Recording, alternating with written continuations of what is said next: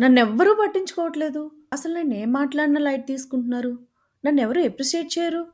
అసలు నేనెవరికీ అవసరం లేదు. ఇలాంటి ఆలోచనలతో మైండ్ పాడు చేసుకుంటున్నారా? అయితే ఈ వీడియో మీకోసమే. మీ చుట్టూ ఉండే జనాలు మిమ్మల్ని చూసి వీళ్ళకి రెస్పెక్ట్ ఇవ్వాలంతే అని అనుకునే విధంగా మిమ్మల్ని మీరు టర్న్ చేసుకోవడానికి ఎంతగానో ఉపయోగపడుతుంది ఈ వీడియో.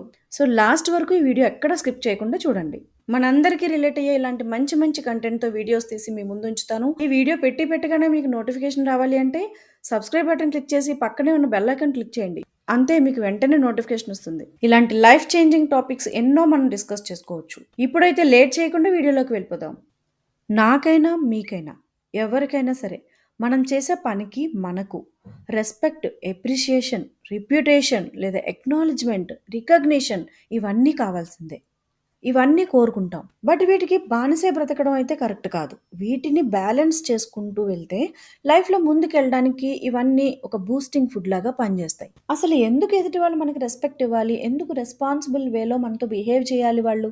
అలా ఎక్స్‌పెక్ట్ చేయడానికి ముందు మనలో ఎలాంటి క్వాలిటీస్ ఉన్నాయి? మనం ఏం బిల్డ్ చేసుకోవాలి? ఇవన్నీ ముందు మనం చెక్ చేసుకోవాలి. మన డైలీ రొటీన్‌లో ఎంతో మందితో మాట్లాడుతూ ఉంటాం. మనతో కూడా చాలామంది మాట్లాడుతూ ఉంటారు.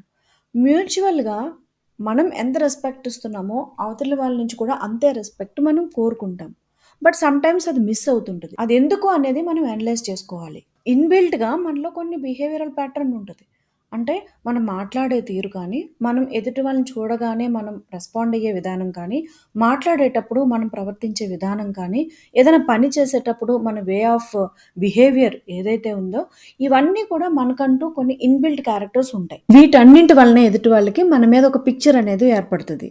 సో, కొన్ని సార్లు ఏమవుతదంటే, మనం బిహేవ్ చేసే విధానం వల్ల కానీ, లేదా ఎదుటివారు ఏదన్నా చెప్పినప్పుడు మనం రెస్పాండ్ అయ్యే విధానం వల్ల కానీ, మనకు తెలియకుండానే నెగెటివ్ ఒపీనియన్ లాంటిది, లేదా వాళ్ళ నుంచి ఒక ఇర్రెస్పెక్ట్ లేదంటే వీళ్ళింతే, వీళ్ళు లైట్ తీసుకోవచ్చు అనే ఇర్రెస్పాన్సిబుల్ ఆన్సర్స్ రావడం, ఇలాంటివన్నీ మనకి కొంచెం బాధ కలిగేవి ఎదుటి వాళ్ళ నుంచి రిసీవ్ చేసుకోవాల్సిన సందర్భాలు వస్తూ ఉంటాయి.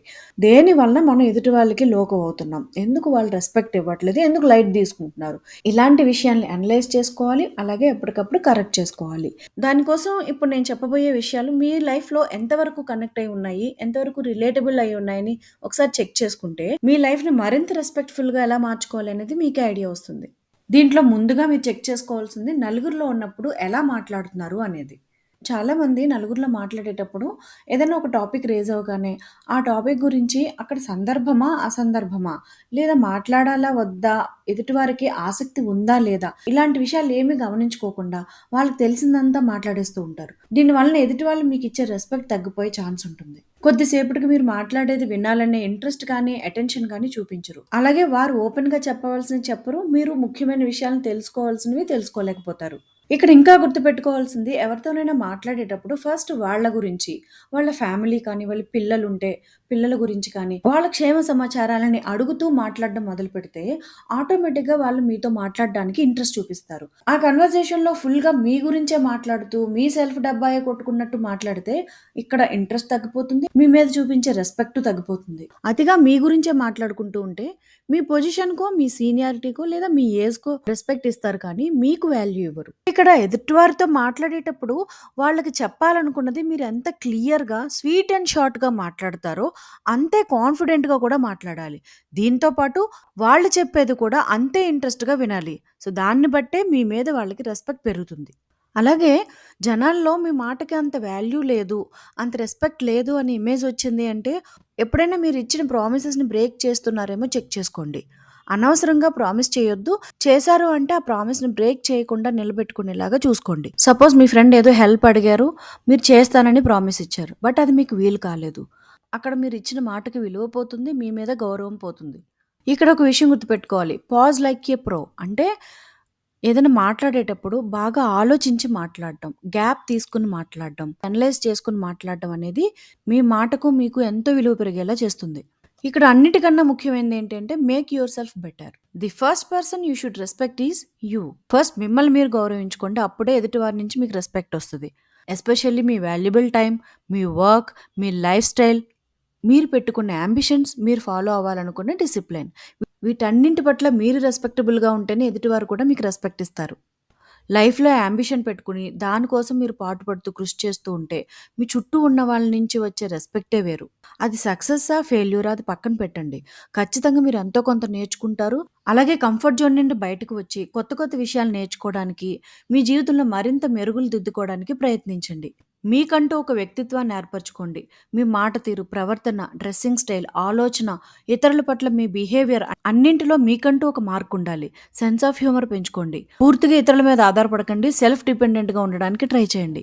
మీ అవసరాల కోసం ఇతరుల మీద ఆధారపడకుండా సెల్ఫ్ డిపెండెంట్‌గా ఉండడం అనేది మీకెంత సెల్ఫ్ కాన్ఫిడెన్స్‌ని పెంచుతుందో, అలాగే ఇతరుల నుంచి కూడా అంతే రెస్పెక్ట్‌ని పెంచుతుంది.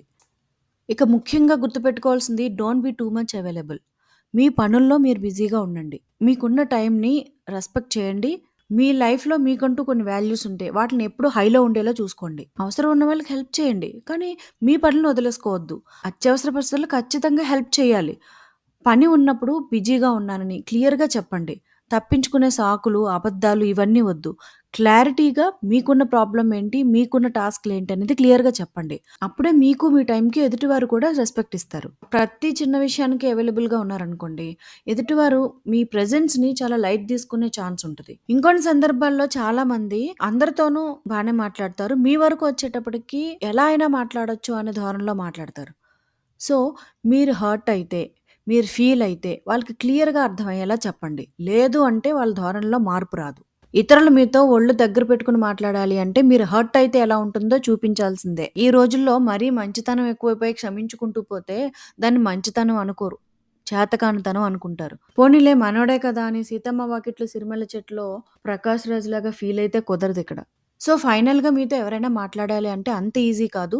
చాలా జాగ్రత్తగా మాట్లాడాలి అనే అంతగా మీ క్యారెక్టర్‌ని మీరే బిల్డ్ చేసుకోవాలి. ఈ వీడియోలో చెప్పిన విషయాలన్నీ ఇప్పటివరకు విన్నారు అంటే ఈ కంటెంట్ మీకు నచ్చిందనుకుంటున్నాను. అలాగే ఇతరుల నుంచి రెస్పెక్ట్ పొందడానికి మీ క్యారెక్టర్ ఎలా బిల్డ్ చేసుకోవాలో ఒక ఐడియా వచ్చిందనుకుంటున్నా. మనందరికీ రిలేట్ అయ్యే లైఫ్‌కి సంబంధించిన విషయాలని చర్చించాలనే ఈ వీడియోస్ చేస్తున్నాను. ఎక్కువ మందికి చేరాలంటే ఎక్కువ లైక్స్ రావాలి. అందుకే లైక్ కొట్టండి. మరింత మందికి కంటెంట్ రీచ్ అయ్యేలా చేయండి. అలాగే నెక్స్ట్ వీడియోలో ఏం మాట్లాడాలనుకుంటున్నారో అది కూడా కమెంట్ చేయండి. దాని మీద మాట్లాడే ప్రయత్నం చేస్తా. ఇప్పుడు ఒక మంచి విషయం తెలుసుకుందాం. ఈ రోజు బలమైన నిర్ణయం తీసుకోకపోతే భవిష్యత్తు బలహీనపడుతుందని మర్చిపోవద్దు. అలాగే ఈ పక్కన 2 లైఫ్ చేంజింగ్ వీడియోస్ కూడా పెట్టాను. అవి కూడా క్లిక్ చేసి చూడండి. ఖచ్చితంగా మీకు ఉపయోగపడతాయి. మరో మంచి కంటెంట్‌తో మళ్ళీ కలుద్దాం. అంతవరకు లైఫ్ అద్భుతహ.